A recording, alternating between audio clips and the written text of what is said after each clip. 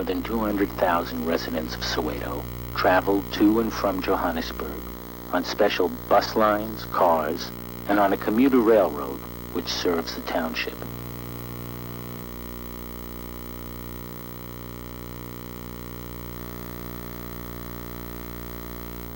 Each day, also, almost 100,000 children attend the 128 schools in Soweto.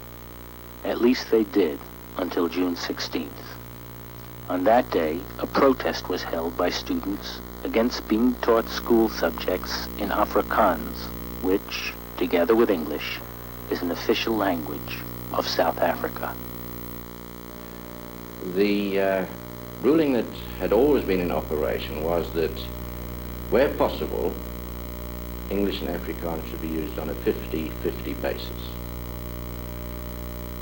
In practice, over the years, this wasn't always possible, and written into our regulations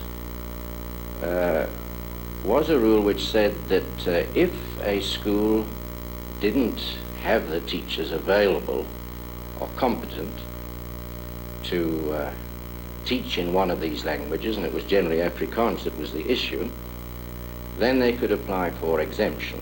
When I speak of the communications gap, the Afrikaans issue brings this up very clearly, in that the communication between the minister concerned, Minister of Bantu Administration, with the line right down to the juniors, broke down.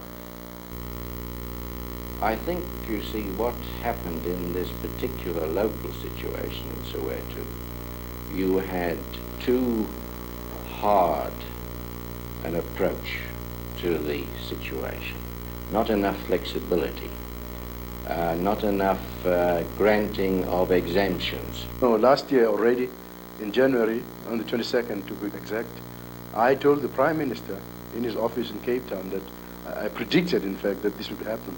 Because I could sense even at that time that the frustrations of my people were such that it was inevitable that these things would flare up in this kind of flare-ups we are facing today. Well, I must say this thing started about 7 weeks before the June 16 riot. One school, Pefeni Junior Secondary School, went on strike against being taught some subject through the Afrikaans medium, and they were joined by 6 more schools.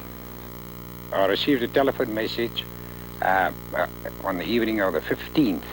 There were rumors about the school children that would gather somewhere near a high school, and then from there apparently they intended to march to Johannesburg on account of the language issue, I believe. A strange caller called me on my telephone, and he asked me not to ask him to identify himself. So he told me to be ready the following morning to go and cover the demonstration for my paper. And I didn't dare to ask him who he was. I only thanked him for having tipped me about this. And as I say, I made arrangements to be there the following morning. And the demonstrations were held the following morning on June the 16th. On the morning of the 16th, I sent out patrols to some of the high schools in the Orlando police area. And after about half an hour, they reported back to me. It was all normal. But one man came back and reported that a few hundred people were moving in the direction of the Orlando West High School.